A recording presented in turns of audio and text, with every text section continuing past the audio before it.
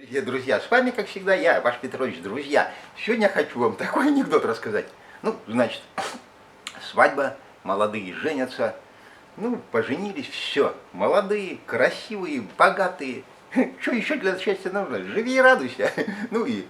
Проблема вот в первую брачную ночь и дальше вот проблема. Храпит молодой, спасу нет, невеста мучается, не знает, что делать. Ну, раз и каждую ночь на кухню спать уходит. Ну, здесь пошла в больница говорит, ну, мы не знаем, как вам помочь. Ну, с подругой сидят, она вот подруге жалуется, знаешь, говорит, такая беда, ну, храпит вообще, ну, вот, как слон.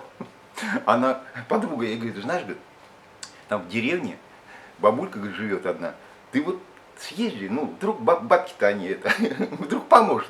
Ну, он собралась, поехала, приезжает к бабке туда, говорит, бабуль, вот такая проблема, ну, храпит, ну, не знаю, что делать. Она говорит, ну, знаешь, дочка, говорит, помогу я тебе. Ты, говорит, значит, дочь, говорит, самое главное, не засыпай раньше него.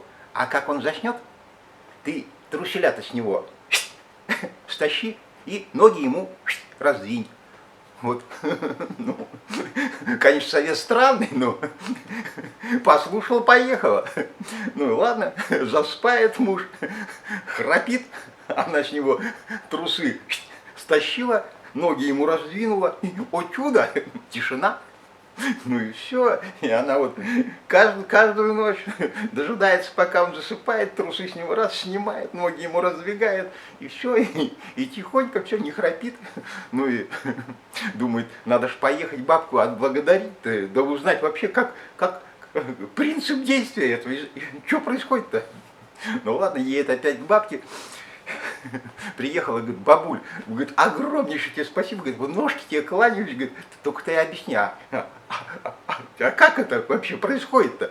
Она говорит, ну, дочь, это все просто, говорит, ты вот слушай, говорит, меня внимательно, ты, говорит, вот смотри, говорит, ты сняла, труселя-то сняла, говорит, ноги ему раздвинула, да, говорит, у него, говорит, значит, говорит, это, говорит, ноги раздвинула, говорит, яйца падают, ну и все, говорит, тяги нет.